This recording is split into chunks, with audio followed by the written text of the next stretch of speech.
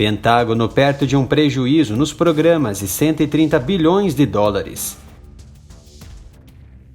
Para os Estados Unidos, um princípio comercial amplamente aceito em todo o mundo é o da concorrência empresarial honesta, que é aceita como boa para qualquer negócio. Entretanto, não é a realidade no momento para o Pentágono, que possui 2 programas separados de investimentos, que valem 130 bilhões de dólares. E isso caiu por terra quando o Pentágono passou a ter apenas um possível concorrente.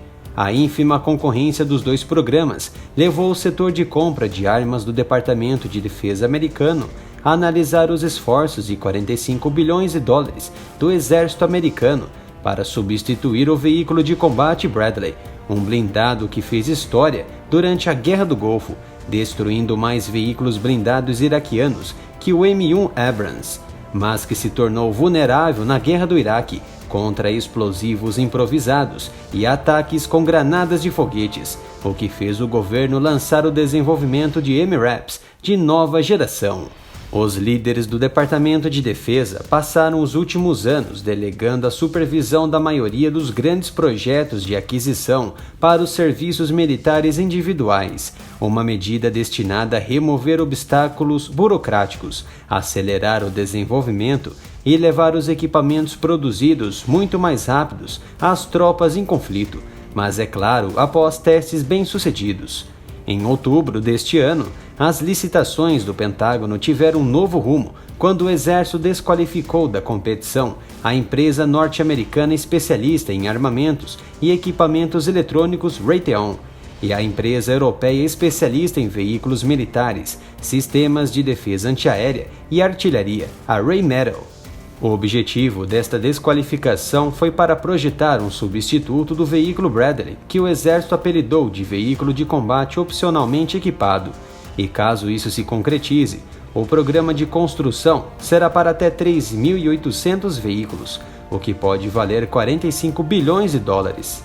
Mas se a intenção era projetar o novo veículo, por que o Exército retirou a Rheinmetall, que além de especialista no setor, possui diversas parcerias com empresas renomadas? Ao que parece, a empresa alemã não conseguiu levar seu veículo de combate Lynx para os Estados Unidos, não preencheu os requisitos necessários, assim não obteve as licenças locais para transportar o veículo, uma burocracia do próprio governo alemão, que resultou não somente na perda de oportunidade da instituição, mas da própria Alemanha em adquirir novos investimentos internos. Disso tudo, a única empresa que se manteve na concorrência foi a General Dynamics, mas o esforço em possuir o novo Bradley não é apenas a competição militar de alto valor, que carece de vários concorrentes no Exército. A própria Força Aérea Americana, a USAF, tinha 2 concorrentes em potencial no programa de 85 bilhões de dólares para construir o próximo míssil balístico intercontinental de ogiva nuclear. Para espanto do governo, a Boeing afirmou que não dará nenhuma oferta, com a justificativa de que as regras favorecem a sua principal rival, a Northrop Grumman, a desenvolvedora do caça furtivo F-35. Como afirma a subsecretária de Defesa para Aquisição e Manutenção do Departamento de Defesa, Ellen Lord, além da competição ser aliada das licitações, os americanos sempre serão favoráveis à concorrência.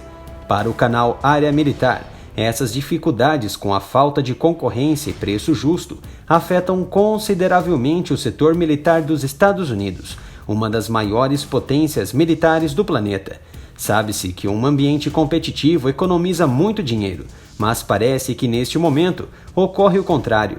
Isso significa que o governo americano está pagando e pagará caro demais por bens e serviços de defesa e segurança nacional.